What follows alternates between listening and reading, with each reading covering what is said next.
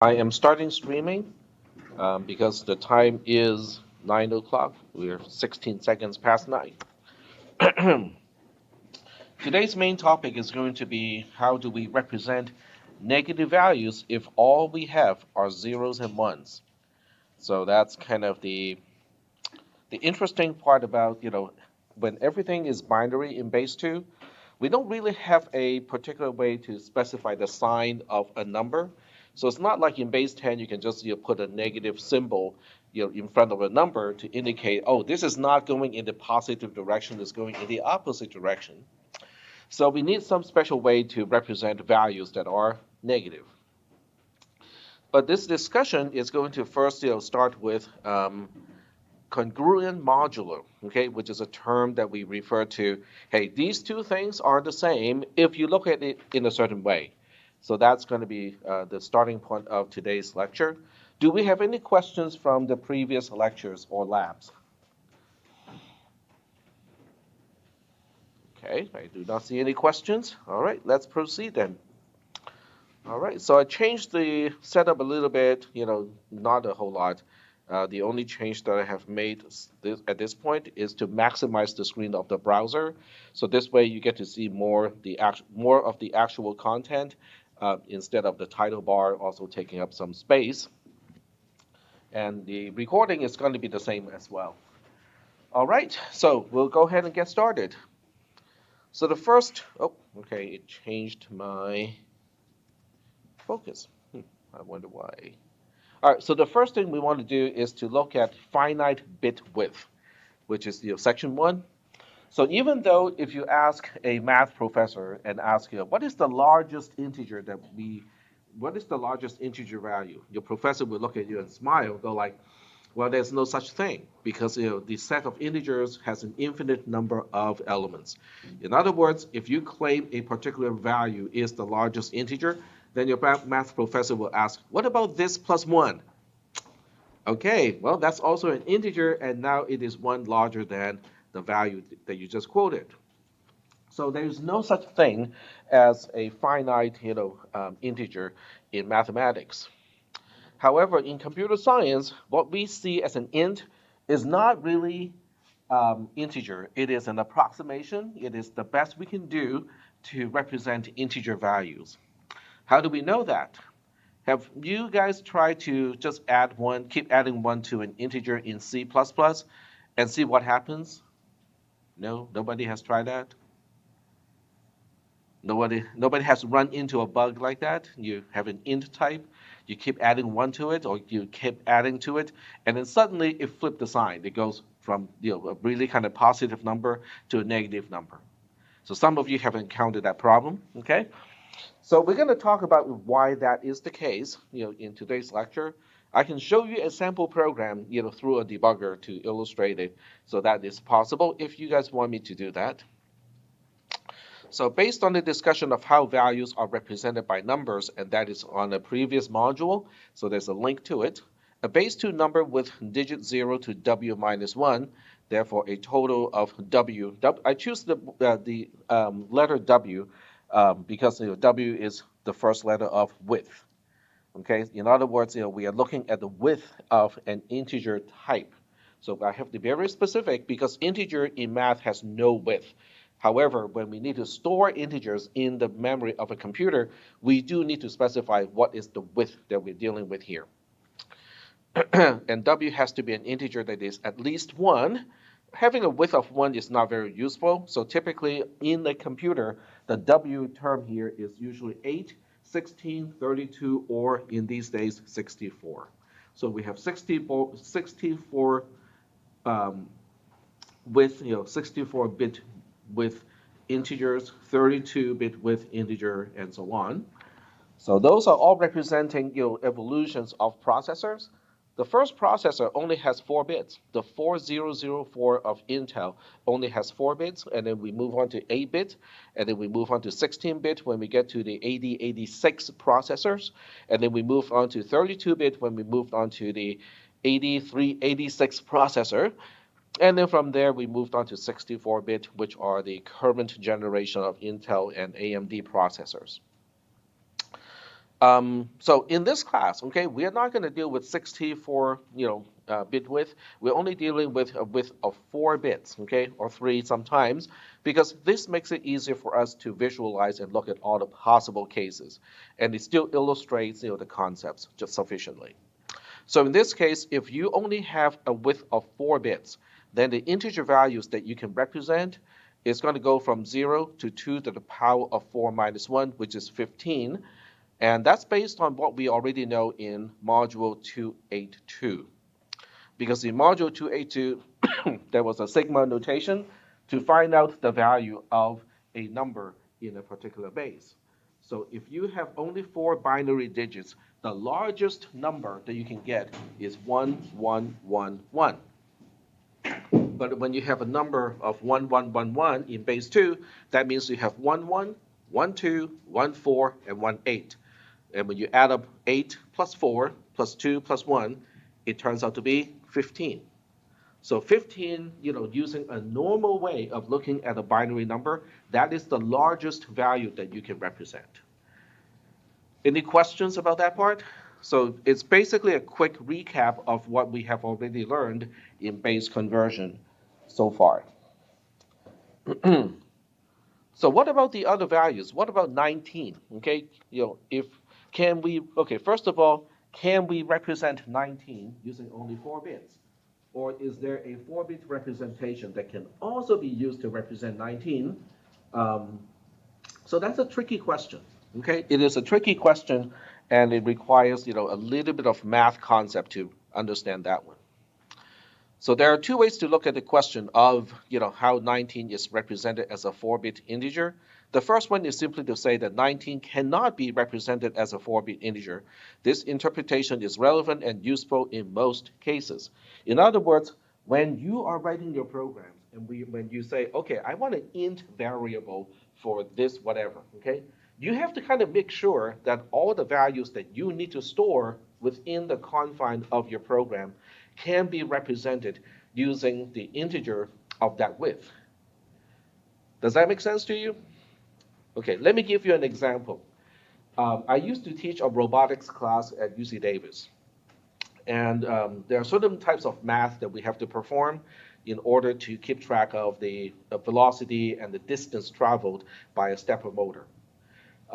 So we need some kind of a counter, to do that sort of calculation. So I was using a 386 processor at the time to write a sample program and illustrated in simulation that the algorithm should work. Okay, it's able to ramp up the speed of the motor, keep it at a certain pace, and then ramp it down so that the total displacement is a certain number of steps. Okay, this is not a robotics class, but I'm not going to bore you with the details. So the program worked just fine, on a 386 architecture. And then we try to port the algorithm to an embedded processor, such as the Arduino. Okay, for some of you, you might know what an Arduino is. It's an embedded processor. It's not a very high-power processor, but nonetheless, you can get GCC to compile your C++ code for that particular platform as well. The problem is it doesn't work. Once we port the program to the embedded controller, it stopped working. I checked the program, everything is still the same, but it works when the displacement is smaller. Okay, when I ramp up the speed to a lower speed and also you ramp it back down again, the total displacement is smaller, it seemed to work. Turns out on the 386 architecture, the native width of an integer, if you just say int, it will give you a 32-bit integer. But on the platform that I was running on, like Arduino, it gave me a 16-bit width integer. It's still int, okay? The program says int, and the compiler says, okay, I'm going to give you the native width of an integer. In one case, it's 32. In the other case, it was 16. That broke the program because the range of value that I needed to represent needs 32-bit. The range is wide enough that it can only be contained in the 32-bit, 32-bit integer. So the 16-bit integer just could not store the range of value that I needed to store. Yes. Did the X386 platform, like you said, it was 16-bit, right? Mm-hmm. Did it throw an error at you, or it just? Nope. It compiled just fine. There was no syntax error whatsoever because the implicit width of an integer is up to the compiler to decide. There's no standard to say, okay, an int has to be this wide, which is a problem because when you're working with a 64-bit architecture, the native width is 64-bit. When you work with a 32-bit architecture, it is 32 and then 16 and so on. So later in this class, I will teach you guys, how to get around that problem. In other words, how do you write code that is going to use the same width of integer regardless of the architecture of the host environment? Okay, so we'll deal with that later. All right, so getting back to this interpretation. So most of the time we want to avoid to have to store values outside of the range of values that we can represent. But the other thing that we also want to consider is, well, but if that is the case, then there's no way we can represent negative values, right? Because the smallest value with a 4-bit number is 0, 0, 0, 0, which is representing the value of, guess what? 0. There's no way we can actually represent negative values if we do not consider, hey, this bit pattern here can also represent blah, blah, blah, okay? So that's why we need to look into that, even if it doesn't seem to make sense, that is what we need to look into. So that's why we have this second paragraph here. However, an alternative to look at this is that 19 has the same representation as 3 as a 4-bit number. You go like, what? 0011 as a 4-bit number, can also be used to represent 19. What is going on here? So now we are introduced in the concept of congruent modulo. So 3 and 19 are said to be, okay, so this is the last part here. In English, you can say that 3 and 19 are congruent modulo 16. Okay, your math professor will be able to understand that just like that. But what does that exactly mean? What are we talking about here?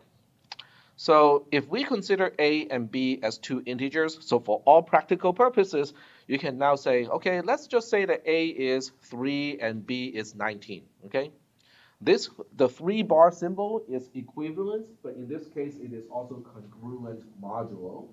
So we say that a and b, 3 and 19, are congruent 16, congruent modulo 16, because if you say b mod n, which is 19 mod 16, that turns out to be 3. Are there any questions about that statement? 19 mod 16 is 3. Do we remember what is mod? We good? Okay. Mod is the remainder after a division. Okay. So that is basically the definition. Okay. So most of the textbooks in the world, and also Wikipedia, would use the first form to say that a and b are congruent modulo n. Okay, because I don't want to specify the exact base, I just want to call it n. I'm a lot lazier, so I tend to use a lazier representation. So if a and b are congruent modulo n, I just say that a is equivalent base n to b. Okay, so that's my representation. And then we have the third line, which is kind of like, oh, okay, so what is that? I mean, that's a lot of math stuff. No, not really. This is actually the most intuitive way to look at congruent modulo n, because what it is saying is we can now say that n is a fixed integer, in this case 16. We have v, which is basically 3 in this case, and then all we want to do is to ask, can a and b both be expressed as v plus, in one case, k of a, which is some kind of integer, the other one is k of b, which is some other integer, times n. What does that boil down to? It boils down to, I want a and b to be expressible as a particular value b plus a multiple of n.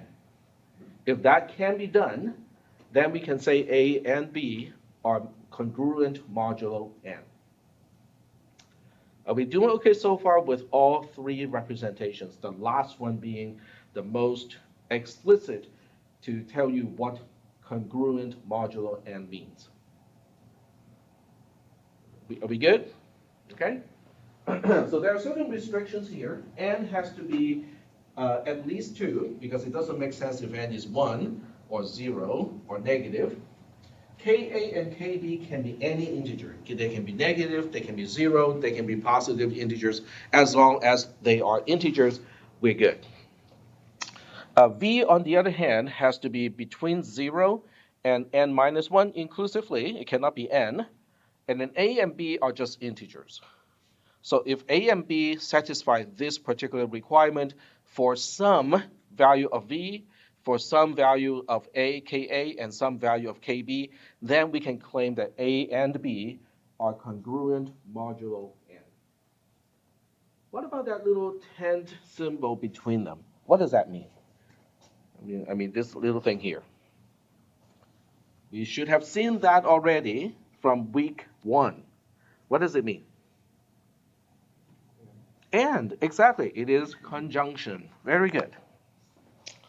All right, so do we have any questions about section 1.1 before we move on to talk about why it is important? Yep. Mm-hmm. Just what you're saying is like all those 3 statements are the exact same. Right, so the first one is what Wikipedia is going to show you, okay? That is how they represent that A and B are congruent modulo n. It's just a symbol, it's a notation. The second one is also a notation. It's just me being lazy. Instead of having to spell out mod n, I just put a little subscript n after the equivalent symbol. And then the last one is the actual true meaning of what does it mean when you say A and B are congruent modulo n? It means, there exists a v that has to satisfy a particular requirement as an integer.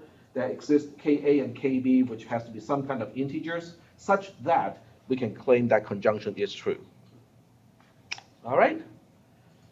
So if somebody is thinking, this is a lot of math. I mean, this is a programming class. Why are we learning math? Well, that's because computer science is a branch of mathematics. As much as some of us do not want that to be the truth, it really is. Okay, in many cases, we can kind of put a veil over computer science and go like, nah, this is much more applied. This is actually CTE, which stands for Career Technical Education. But in essence, it really is not. Okay, computer science really is math. All right, so we are going to move on to section 1.2, which is a really short section. All it is trying to ask or to answer is why is it important to talk about congruent modulo? So it is kind of silly to basically say 3 and 16 are both they're congruent modulo 16, and as a result, we can use 0, 0, 1, 1 to represent 3 and also 19. That is silly, okay? Because who would want 0, 0, 1, 1 to represent 19? I wouldn't, okay? So what is the big deal here? The big deal is we want to be able to represent negative values in base 2, and this is the only way we can do that, okay? We can only say, this particular bit pattern here, it can also represent some kind of negative value. So now we have all of these little pieces here, right? The objective is to represent negative values using binary numbers, just zeros and one. That's one thing, okay? That's our objective. This is what we want to accomplish. On the other hand, I introduced this new term here today, which is called congruent modulo block, okay? And all it says is, these two numbers can be considered congruent modulo n if they are off by some multiple of n.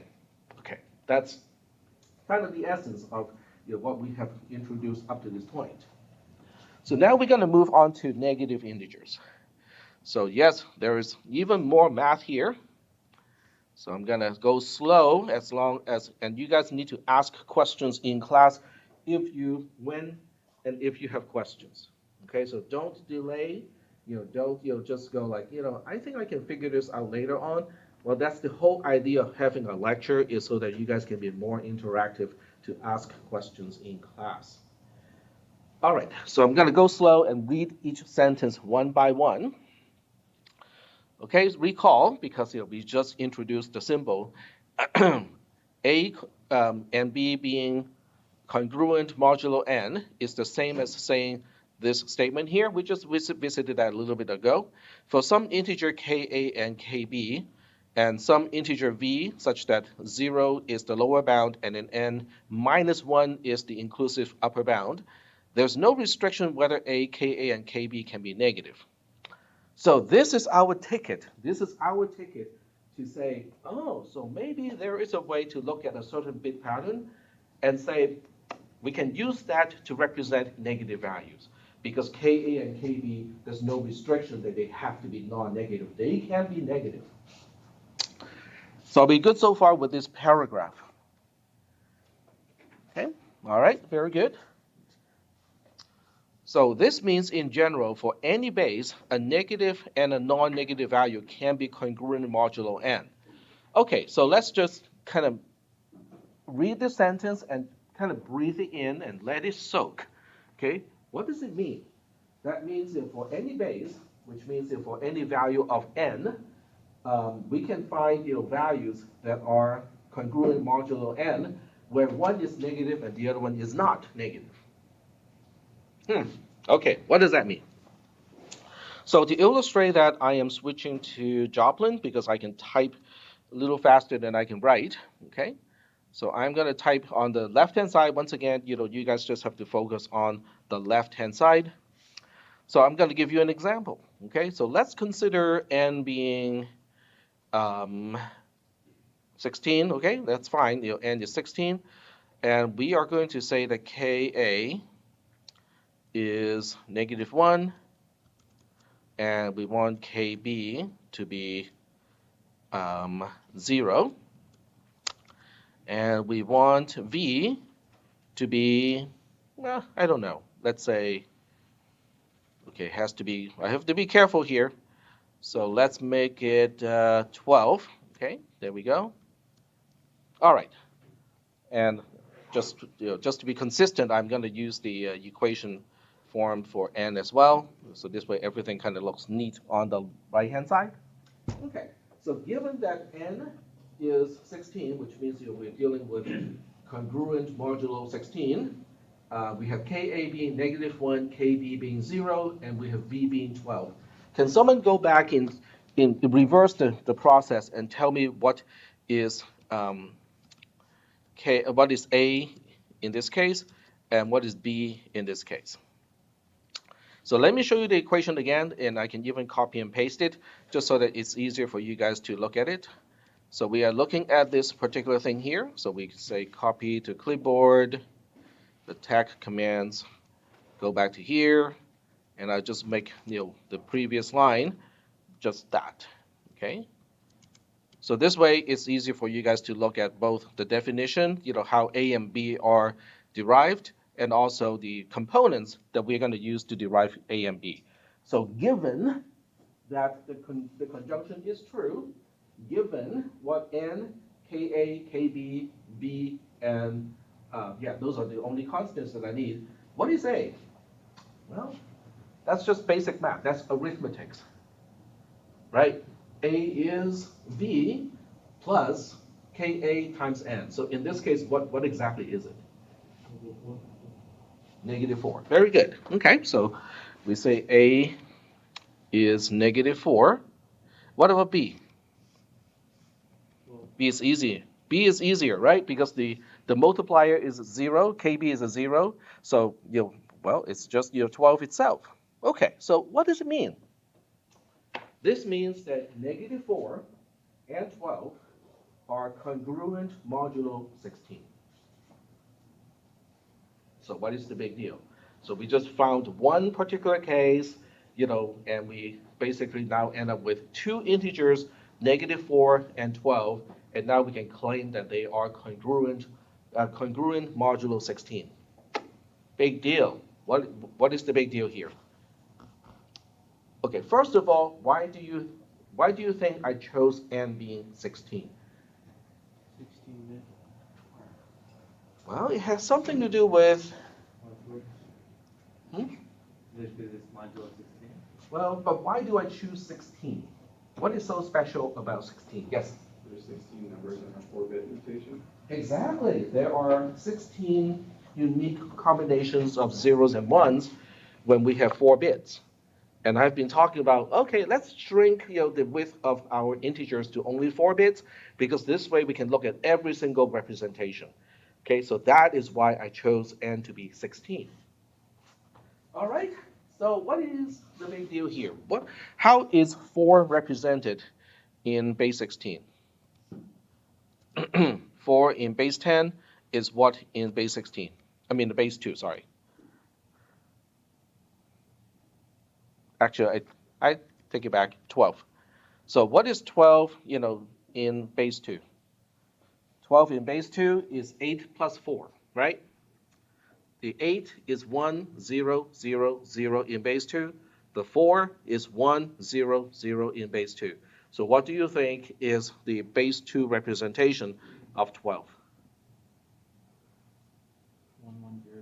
1, 1, 0, 0. Very good. Okay, so now we say, all right, so we just add that 1, 1, 0, 0, but it is in base 2, so I have to be clear. So we can either use parentheses around 2, or you can use a subscript of 2 to mean that it is in base 2. All right, so what is the big deal?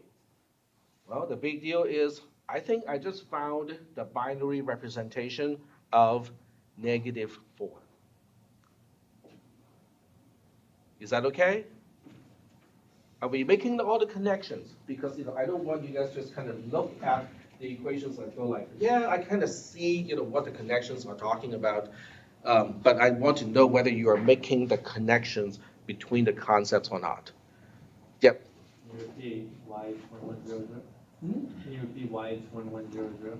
Because 12 is 8 plus 4. 8 is 2 to the power of 3, which is represented as 1, 0, 0, 0 in base 2. And then 4 is 2 to the power of 2, and it is represented as 1, 0, 0 in base 2. The other way to look at this, okay, this is all going back to module 282. Remember that link back to module 282? So when you look at a number, a binary number of 1100, how do we figure out the value represented by 1100 in base 2? We multiply digit 0, which is a 0, by 2 to the power of 0. We multiply digit 1, which is also a 0, by 2 to the power of 1. We multiply digit 2, which is a 1, by 2 to the power of 2. We multiply digit 3 by 2 to the power of 3, which is 8. And then we add up all the products. That turns out to be 12. So the reverse is to use the equation to extract each digit on its own. Remember that? We can figure out each individual digit using a particular equation. So using that, you can also figure out all the digits in base 2.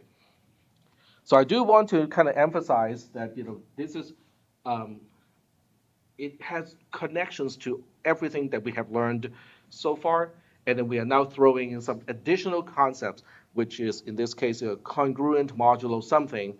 But now we are looking at this and go like, okay, so if I use a negative value of the Ka, I can now end up with a negative value. I can now have a way to represent negative values. 1100 can represent 12, but it can also represent negative 4. We doing okay so far? So if you have this kind of nagging question in your head and go like, but which one is it, right? Is it negative 4 or is it 12? What is 1100 representing?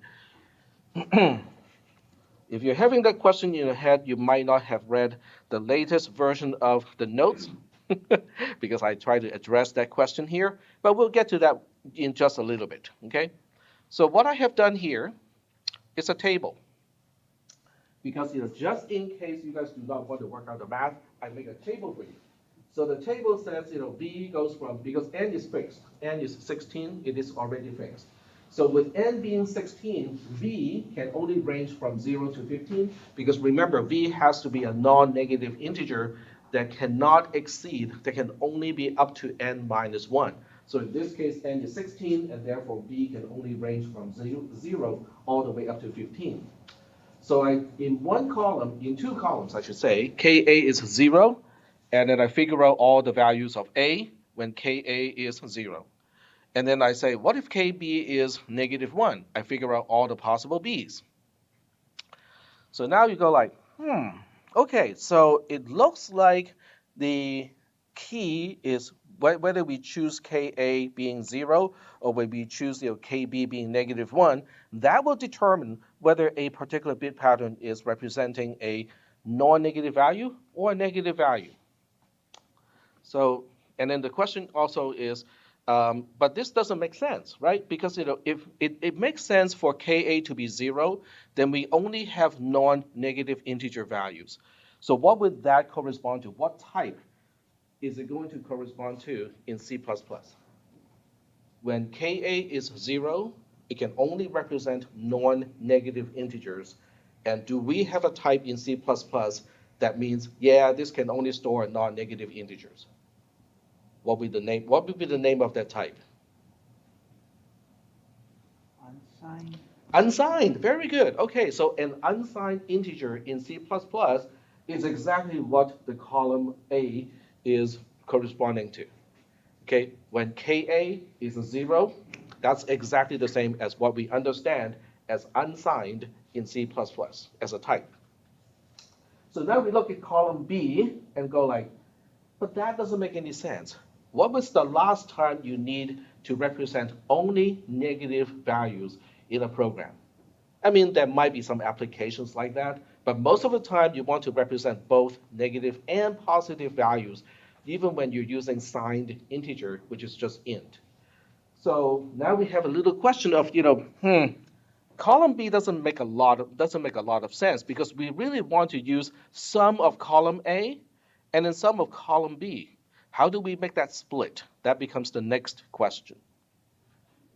So in C++, the unsigned type uses Ka equals to 0. So basically column A corresponds to the type unsigned.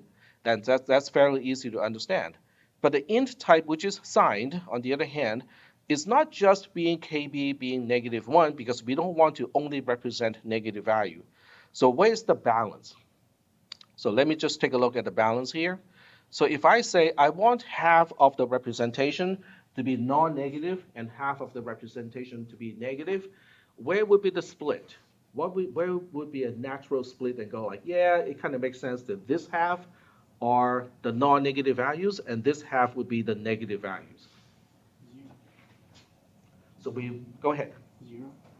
Well, okay, so let's go for the first half, okay? So which half do you think makes sense for the non-negative integers? Just tell me from which value of A to which value of A. I want 0 to 7. 0 to 7, yes. So 0 to 7 makes sense as the one half of the non-negative values that we want to represent because 0 itself is quote-unquote non-negative. Okay, and then so that means the other half is going to be representing the negative value. So that goes from -8 to -1. And that's it, okay? This is how we split all the representations between which half is going to represent non-negative values and which half is going to represent negative values. It's basically an even split, 50%, 50%. Are we good so far? All right. So what I do want to do here is I am going to copy and paste. It might not work. Let me give you a try first. So I'm going to copy and paste this table, and I am going to look at the binary representation for each row because this is not telling you how that is going to look like. So I'm going to paste this into Zernal, which you cannot see right now. Oh, okay, I forgot to do one thing before I do this. Give me a second to run the tiny little script.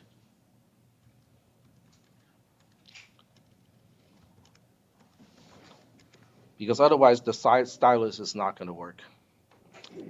All right, so I got it fixed, and you're now seeing what my the Zernal tool is displaying. And let's see if that's going to work. Control V for paste.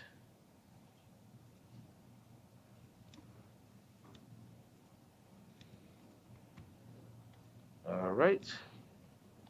There we go. Yep. Unfortunately, it doesn't show the entire thing. I think I can move it up like that. Okay, now we have the whole table. Very good. So we'll go ahead and look at the binary representation of each row. For the first row, if we just want to represent 0, so what would be the 4-bit or 4-digit binary number to represent 0? 0, 0, 0, 0. Okay, very good. Okay, so this is just 0, 0, 0, 0 in base 2. And this is going to be 0, 0, 0, 1, 0, 0, 1, 0, 0, 0, 1, 1, 0. Oops. Okay, I just misaligned everything. Excuse me. Okay, this is 0, 0, 0, 1, 0, 0, 1, 0, 0, 0, 1, 1, 0, 1, 0, 0, 0, 1, 0, 1, 0, 1, 1, 0, 0, 1, 1, 1, 1, 0, 0, 0, 1, 0, 0, 1, 1, 0, 1, 0, 1, 0, 1, 1, 1, 1, 0, 0, 1, 1, 0, 1, 1, 1, 1, 0, and finally 1, 1, 1, 1. Okay, so do we have any questions about how the binary number are figured out for each row? Okay, all right. So remember the split here between the 1/2 is supposed to be non-negative and 1/2 is supposed to be negative. So I'm going to use red to circle the negative values. These are the negative ones. And I'm going to put a cursor over here. And then the green are the non-negative ones. Okay, that's not how I want to do this. There we go. Okay, which is corresponding to this part of the binary numbers. And this is the other half of the binary numbers. So without looking at the all 4 digits, do you see a pattern about all the binary numbers that can potentially be representing negative values? What is the pattern they observe? The negative ones start with 1. The most significant bit is a 1. Okay? So the most significant bit in a fixed width number is the leftmost digit. That is called the most significant digit. So the most significant digit is 1 for all of the negative values that we want to represent. And that's why the most significant digit is also known as the sign bit. Okay? This is the reason why it is called the sign bit, because if the sign bit is a 1, without even knowing the rest of the bit pattern, we know it is representing a negative value. But that's only when we are interpreting the bit pattern in a signed way.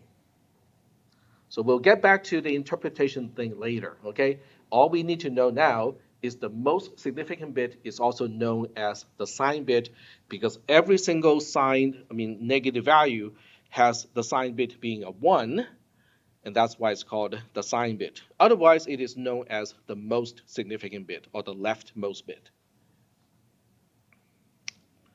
I'm hoping this is still getting recorded, so you don't have to worry too much about having to copy everything down. Okay, so where is that going to get us? Because we still have this nagging question of when is it -4 and when is it 12? Okay, so we'll get to that in just a little bit. All righty, so now we move on. And we want to understand how do we perform arithmetic negation in base 2. In other words, what seems to be trivial in base 10 and in mathematical notation, well, we want to do that using transistors, okay? How do we do that? Because if I give you a value of, let's say, 45, like 4 or 5 in base 10, and I ask you, okay, go ahead and give me the arithmetic negation of 45, what are you going to do? Easy, right? You just put a negative symbol to the left of 45, and now it is -45. There's nothing to it, right? Except we don't have that option with binary numbers. Because remember, binary numbers are all zeros and ones. There's no such thing as putting a sign in front of a number to turn it into the negative version of the same value. Okay, so that's why we end up with a bunch of algebra here, okay? So let's go ahead and take a look at the algebra that is involved. So the first one is an observation of negative v is congruent modulo n with negative v plus k times n. Does that make sense? I think that's part of why how congruent modulo n is defined, right?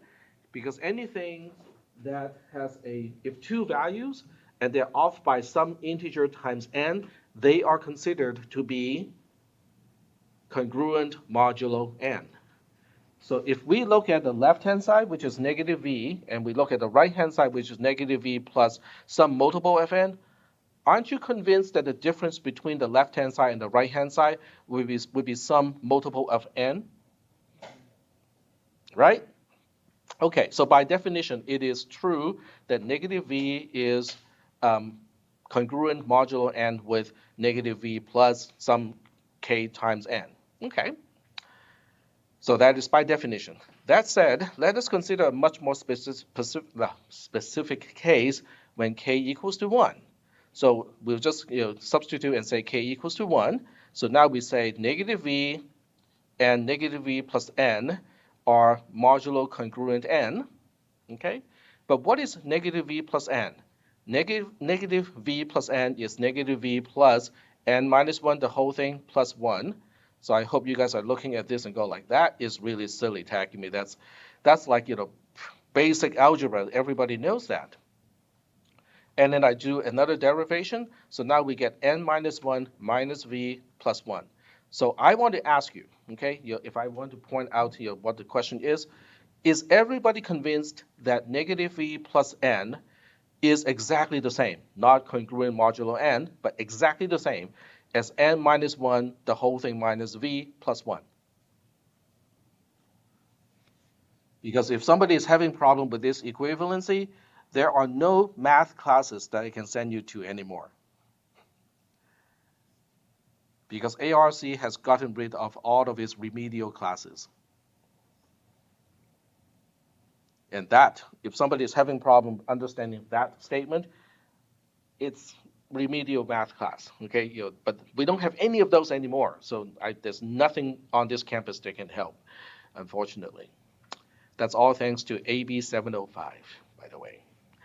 All right, so what is the big deal? Why do we go through this whole exercise to end up with a representation that says exactly the same thing as what we started off with, but with this kind of weird, we'll subtract one first and then we add one back later, and we just change the position of the plus n versus the subtraction of v. What is the big deal? Well, the big deal is there's something about n minus 1 when n is a power of 2. So that's something that I want to show you. So now the next paragraph is asking exactly that. At least I'm consistent between my writing and the way I think in class. So this is significant specifically in the case when n is a power of 2.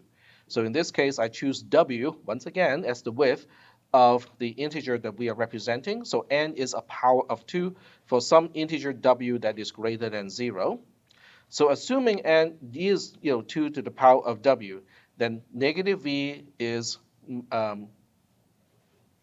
congruent modulo 2 to the power of w, because that used to be n. And then we have 2 to the power of w minus 1, the whole thing minus v plus 1. So are we still kind of following the math up to this point?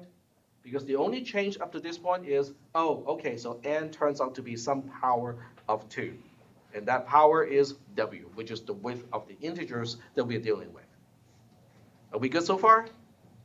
So even though we are introducing more and more symbols as we go, the concept is still pretty much the same.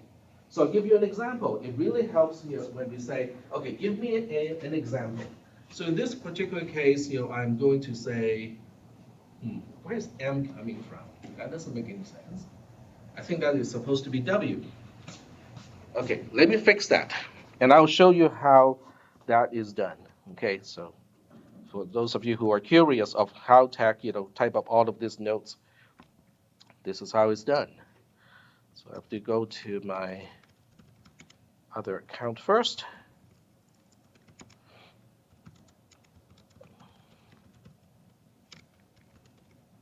And this is 0351.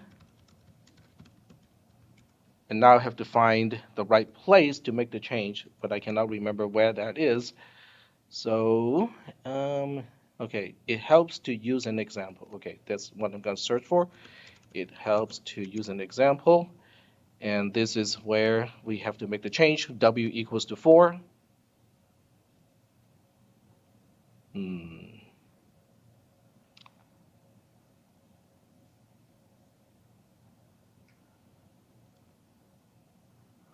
Yep, I think that works. All right, so let me convert the markdown file into HTML. I got a script to do it. And then upload it to the server, because once I upload it to the server, you guys can see it also on your end. It makes it easier. All right, so it's all done. Go back to the browser. This is section 3. So if you are opening the same page, you need to do a Control-Shift-R on the browser to refresh it. The usual Control-R doesn't do it anymore. In this case, you have to do a Control-Shift-R to refresh your browser. So now we have everything fixed. Okay, W equals to 4. Okay. All right, so getting back. Oh, I need to take row first. So let's go ahead and take row, and then we'll go back to this. So I need to look for a canvas presence and turn on the row taking activity for today. Today is the 13th. I'm just looking at the time to make sure that I have enough time.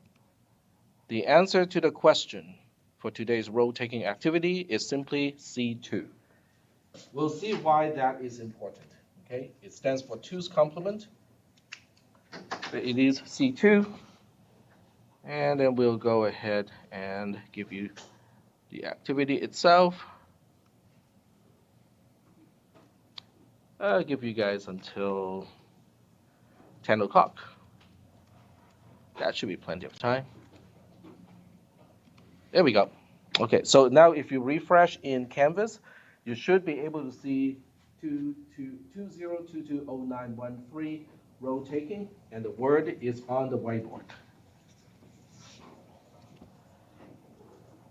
And then I'm going to go back to my module. There we go.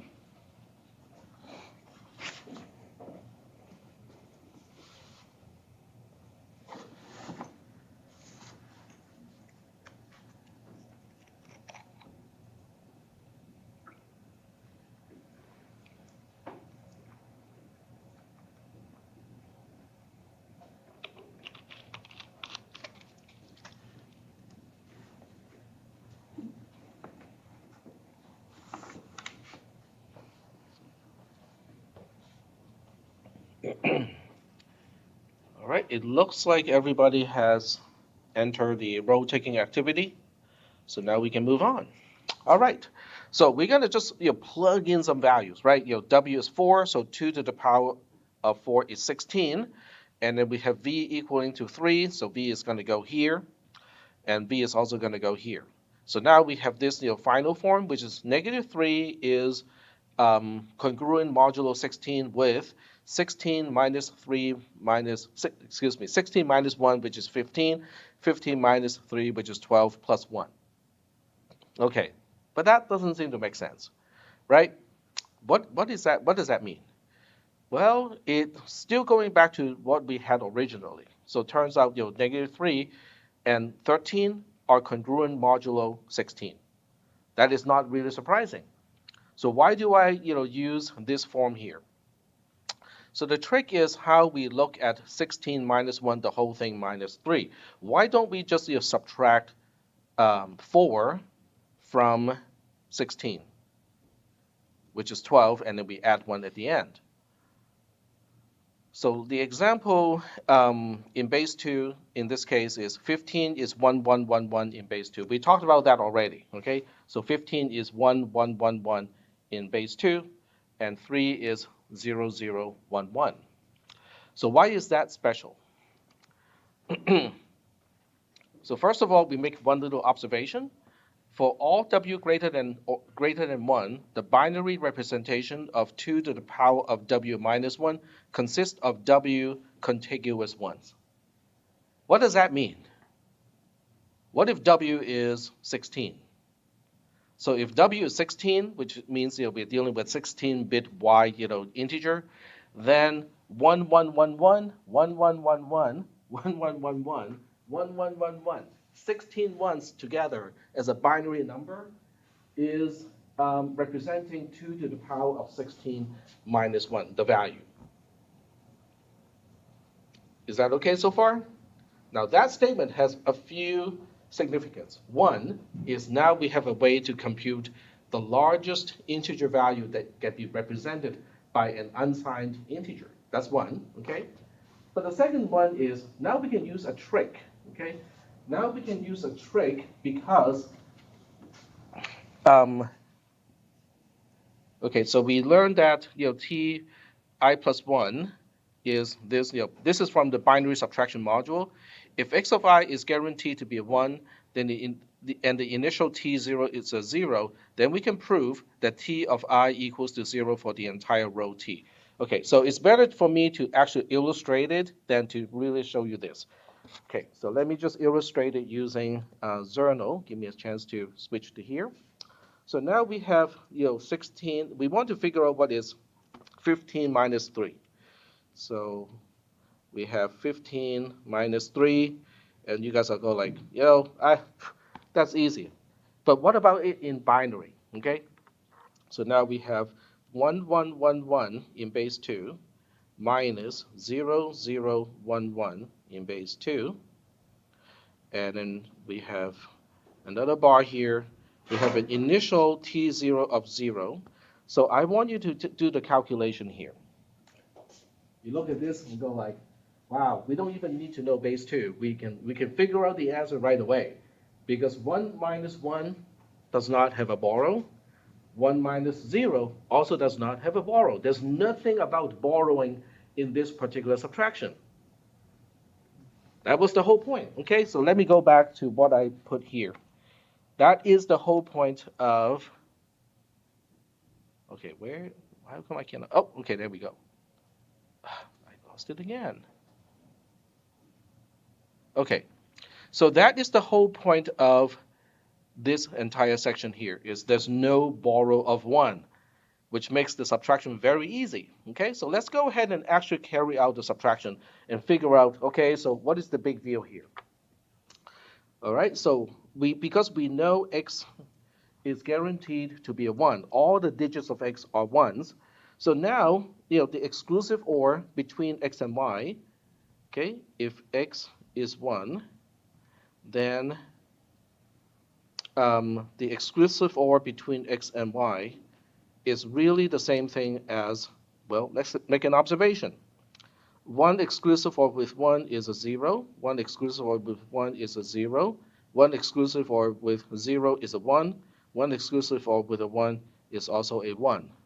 So that seems to be the case. Does that make sense to you? If x is 1, then x exclusive of the y is just y. Is that okay? All right. Then what about the carries? What about not the carries, but the borrows, right? So we have an entire borrow of zeros. Okay, we know they are zeros because x is a 1. If x is a 1, if all the x bits are 1s, there is no way we can end up with a borrow of 1. Okay? So now, what is happening here? So now we have, if t is 0, then q exclusive OR with t is guaranteed to be the negation of q. Let's see, is that right? One is, I think I got it backwards. I got it backwards. Okay, excuse my mistake here. This one is identity, the other one is a negation. Okay, let me just kind of roll back here. So let me see if I can, okay, I can do it here. All right, so this is Y, this is Q, which is the exclusive or between 1 and 1, it is a 0. So that's why, X exclusive with Y, when X is known to be a 1, is the negation of Y. On the other hand, if T is known to be 0, then Q exclusive or with T is guaranteed to be just Q itself. So now we have 0, 0, 1, 1 here. Are we good so far? Is still working? All right. So now we can just basically say, oh, okay, so based on this observation, D, which is this row here, this is Q and this is T. So D is really basically the same thing as the negation of Y. In this special case, when all the bits of X are ones, I don't need to use the rules of binary subtraction. I can just say, oh, okay, we just have to take the negation of the bit of Y. That becomes the bit for D. Does that make sense? So this is basically what we call a bitwise knot. Okay, it's called bitwise knot, otherwise known as one's complement. All right, let me just kind of write that down too. Okay, so this is basically negation of, we can say D is the bitwise knot of Y, which can also be represented as one's complement of Y. So all of these mean exactly the same thing. Do you guys remember a multi-bit gate? It also works in that case. Okay, it is also another way to represent this, is to have a multi-bit gate. Let me just illustrate it. Okay, so if D is a multi-bit input pin, and you use a multi-bit NOT gate here, then in this, oh, okay, I got it flipped. This is Y. Then this is D. D is the multi-bit output pin, D over here. This is Y and not D.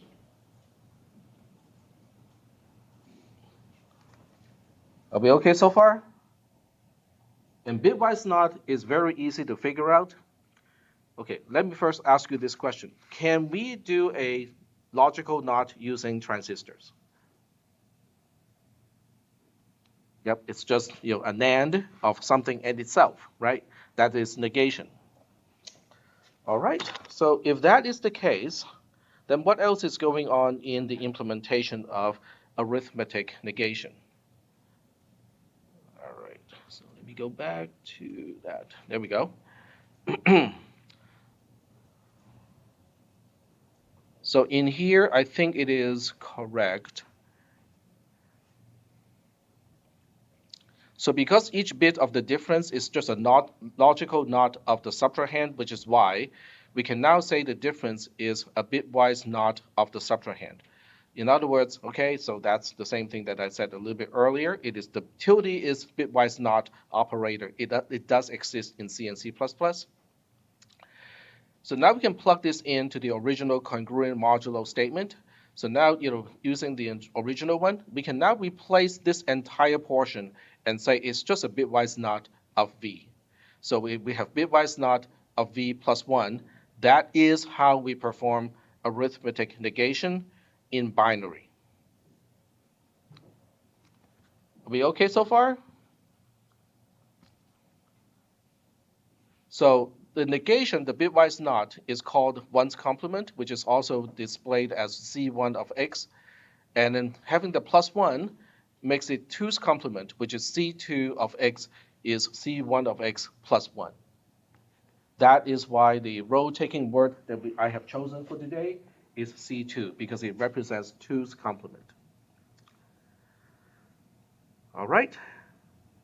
Well, let's work out a few examples to see how this is going to work, okay?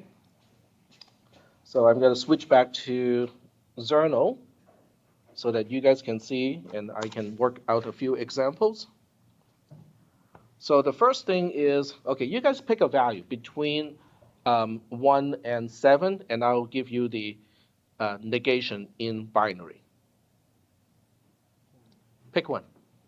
5. Okay, so we got 5. So now we say, okay, we want to find out what is negative 5.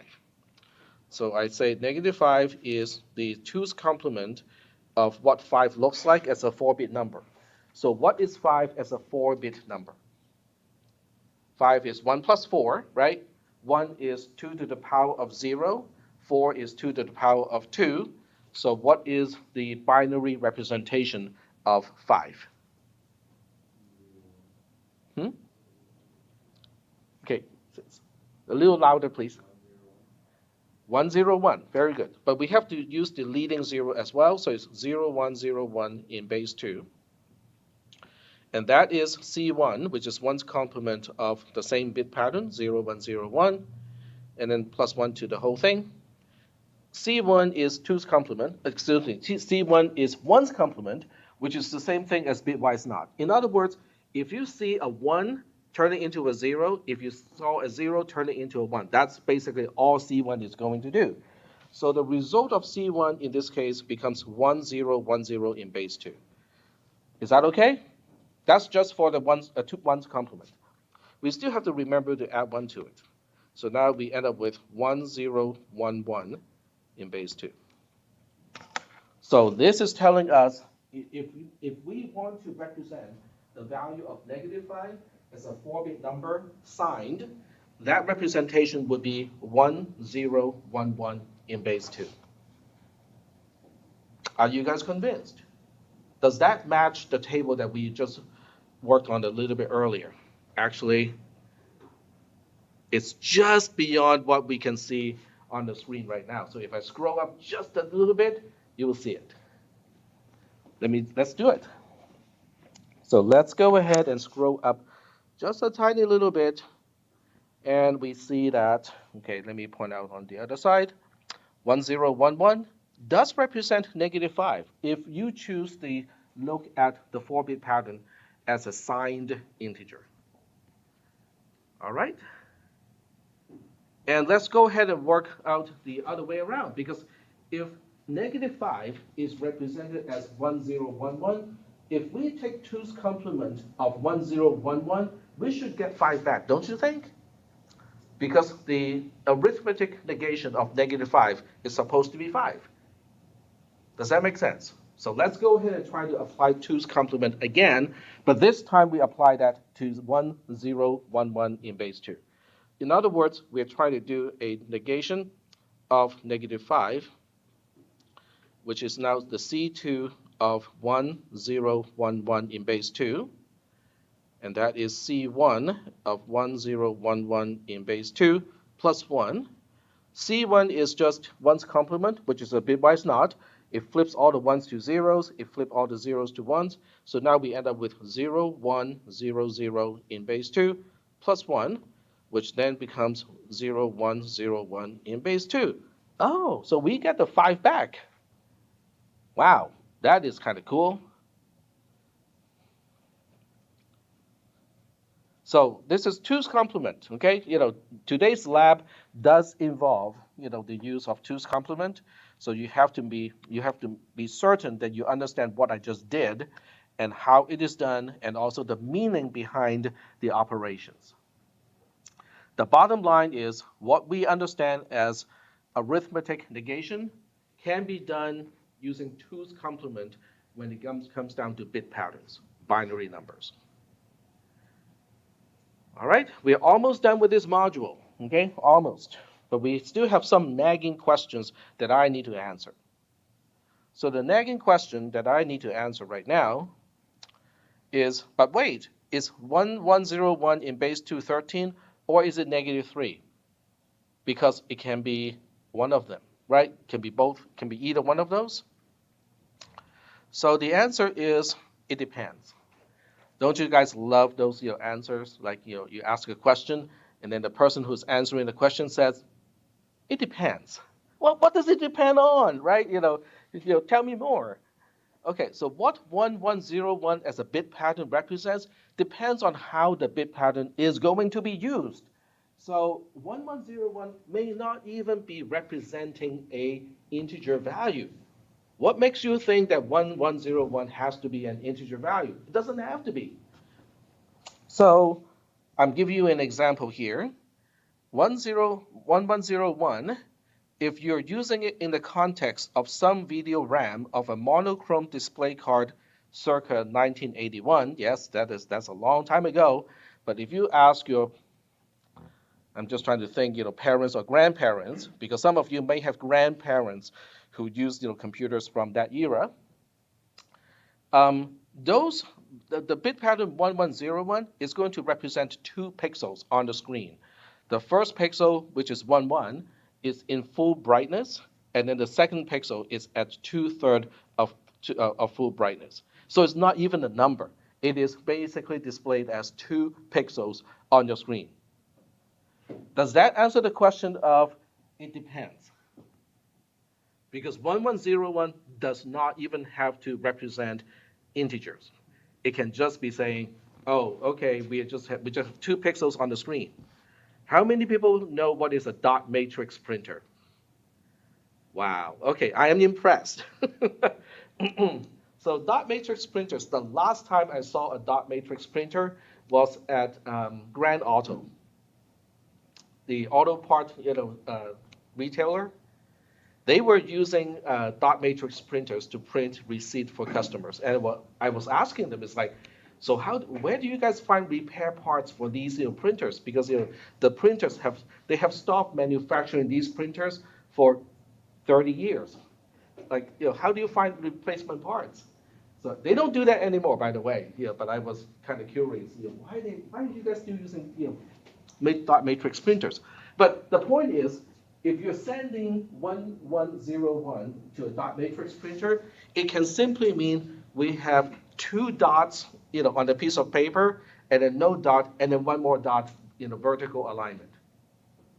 That's not even a number, right? It's not even an integer. So that's why, the answer is it depends. So until a bit pattern is actually utilized for something, there is no inherent meaning or interpretation. 1101 as a bit pattern is simply 1101. That's it, okay? However, the bit pattern 1101 represents -3 only when the bit pattern is supposed to represent a signed 4-bit integer. The same bit pattern represents 13 only when the bit pattern is supposed to represent an unsigned 4-bit integer. So the question now is, but how do we know which one is which one? How do we know whether we're supposed to interpret it as a signed 4-bit integer or whether it's supposed to be representing an unsigned 4-bit integer? What do you think? This has to do with what you have already learned in CISP360. What do you think? Let me show you an example, okay? I need to go to Joplin. There we go. All right, so let me show you a program. The indent, and it's going to be written in C. We'll just have some function f. It doesn't really matter. The function itself has no bearing in this. So we're going to say int x, int y, and then we'll ask x equals to. So we assume that these integers are 4-bit wide, okay? So we say x equals to 2, y equals to -4, and then we ask if x is less than y. I know this is supposed to be C, but you guys know C out already, so might as well just use C out. X is less than y. And I think, well, okay, I'll do the lazy route and do a line feed here. All right, so you guys just have to focus on the right-hand side. So what do you think the program is going to do? Is it going to print x is less than y or not? Nope. Okay, very good. So let me just emphasize that these integers are 4 bits, okay? So if the integers are 4-bit wide, what do you think is what is the binary representation actually in X after it is initialized to 2? What is 2 in binary as a 4-bit number? 0, 0, 1, 0. Okay. Okay. And -4? Oh, okay. So if you don't remember, from the diagram, what we can do is do a really quick 2's complement of 4. 4 is 0, 1, 0, 0 in base 2, and we want to take the 2's complement of 0, 1, 0, 0. First thing we do is we flip all the zeros to ones and all the ones into zeros. So we end up with 1, 0, 1, 1. Then we have to add 1 to it.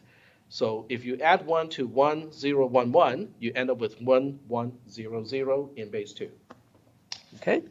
So this is 1, 1, 0, 0 in base 2. So if for this particular program, it is not going to print x is less than y, because when we interpret x, which is 0, 0, 1, 0, it is representing 2. But when we interpret y, which is 1, 1, 0, 0, it is interpreted as -4. So the question is really asking, is 2 less than -4? The answer is no, so it's not going to print anything. I'll keep this program around, but I will give you a second program. So let me just copy and paste this entire thing. So in the second program, the only thing I change is the type of x and y. So in this case, x is unsigned, y is unsigned as well. And I initialize y as 12 in this case. Okay? So basically, the program is almost identical, except the types of x and y are now unsigned instead of signed. The initialization may look different, but they are really the same thing, because x still has 0, 0, 1, 0 in it as a bit pattern, and y still has 1, 1, 0, 0 in it as a bit pattern. In other words, in one case, we use -4 for the bit pattern of 1, 1, 0, 0. In the other case, we use 12 to specify the bit pattern of 1, 1, 0, 0. So up to this point, before the conditional statement, it makes no difference whatsoever. If you just look into the memory of the computer, x as a variable still has a bit pattern of 0, 0, 1, 0. Y still has the same bit pattern as before, which is 1, 1, 0, 0. It makes no difference whatsoever up to the execution of the program, all the way up to the conditional statement. The comparison of whether x is less than y is the one place of the entire program where the processor has to say, are we looking at x and y as signed, or are we looking at x and y as unsigned? Because it does make a difference this time. Because in this case, when x and y are both unsigned, then x is representing 2, just like before, but y is now representing 12. So now the question is really asking, is 2 less than 12? The answer is yes. So this program will print that x is less than y from the cout statement, but the previous one would not. Even though when you look at the actual bit pattern in x and y, they are the same between the two programs. So until the very last moment when you have to say, well, now it does matter. Is it signed or unsigned? The rest of the program doesn't care. Is that okay? Yep.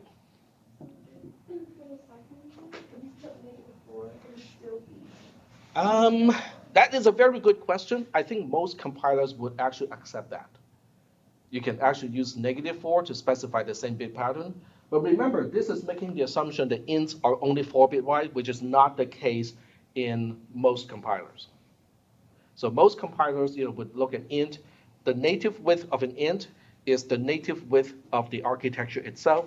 So on most of these computers, it's going to be 64-bit wide, which it's not going to be, that's not going to work. Yep. Mm-hmm. Wait, so you said that the if statement is where the computer Not the if, it is the comparison. The comparison. Mm-hmm. At the comparison, is it only when it compares like that it actually realizes no other case? In no other case, because okay. So let's say in both programs we do something like, okay, let me go back to here. So let's say in both programs we go x plus plus. Okay, we're incrementing x. Oh, that's not going to help because x is already non-negative. I want to pick something that's negative already. So we have y plus plus over here, and then we have y plus plus over here as well. So now we are actually performing addition, right? Because we're adding 1. So after you add 1, it turns out that this is going to be 1, 1, 0, 1. And, oh, this is negative. Oh, that's in base 2. This is in base 2. And over here, it is the same thing. So now you want to ask the question, does that make sense?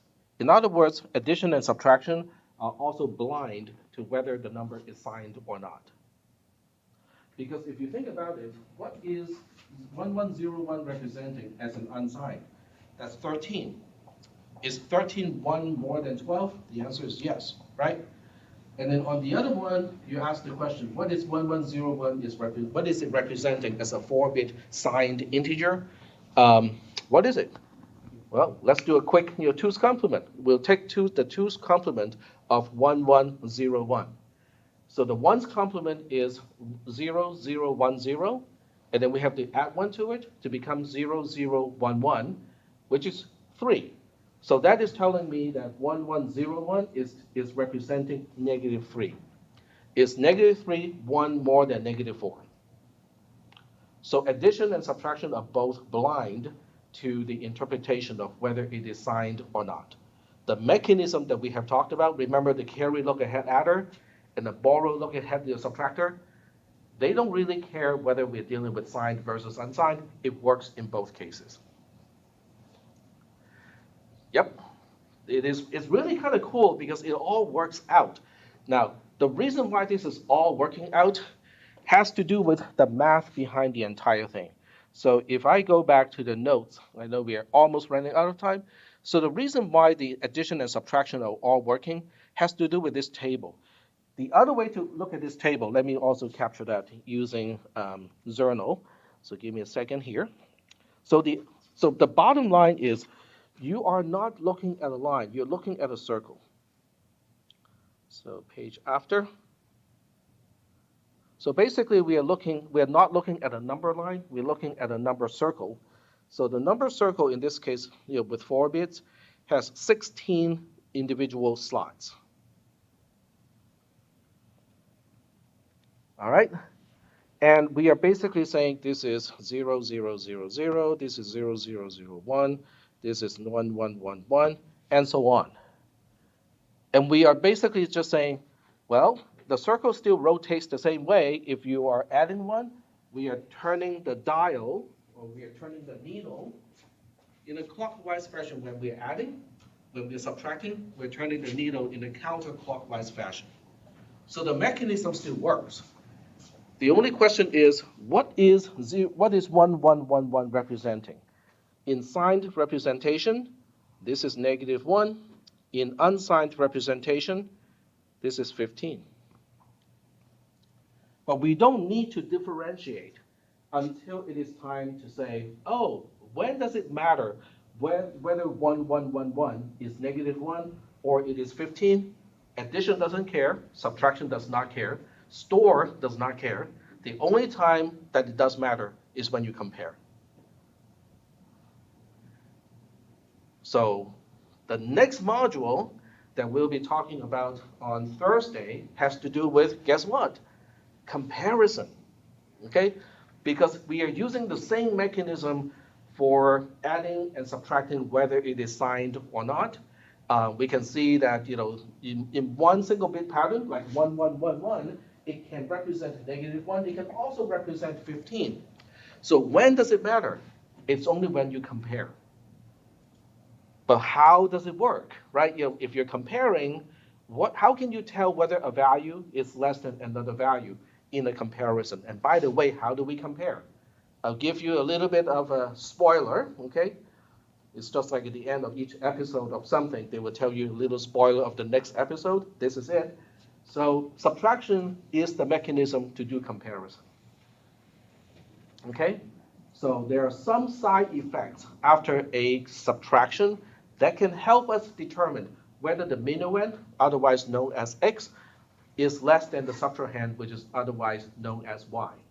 So there are little indicators of some kind that we can use after a subtraction to tell us whether x is less than y.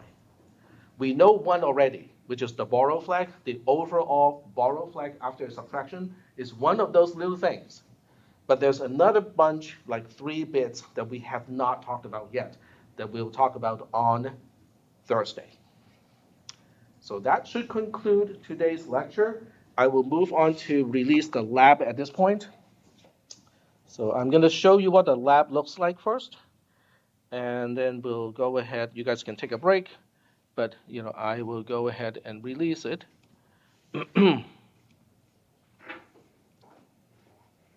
So today's lab is all about two's complement. You'll be given specific values and you have to figure out the two's complement, or you'll be given a bit pattern and try to figure out what value it is representing as a signed value. So that's basically what we're going to do today for the lab. It's called two's complement. And obviously the first thing you need to write down, or I'm going to write on the whiteboard, is the access code. It is a little bit long, so you just be careful to type it in correctly. It's complementary.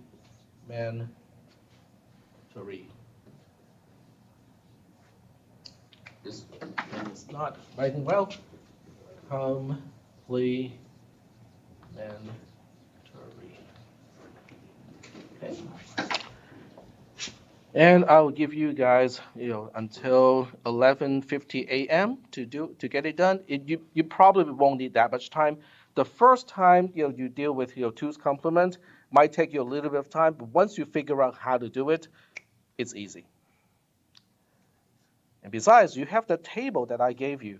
That should help as well. In fact, that defeats the whole purpose of the lab. Come to think about it, that table is going to defeat the entire purpose of the lab, but I'll let you guys do it anyway. All right. Any questions before I stop recording? I'm still recording at this point. Nope. Okay. All right. So I will go ahead and stop recording, stop streaming, and the recording is going to be released automatically at 10:30. So if anyone wants to go back to review today's lecture at 10:30, you will get an announcement on Canvas that will give you the link to today's lecture recording. Yep, I figured out how to do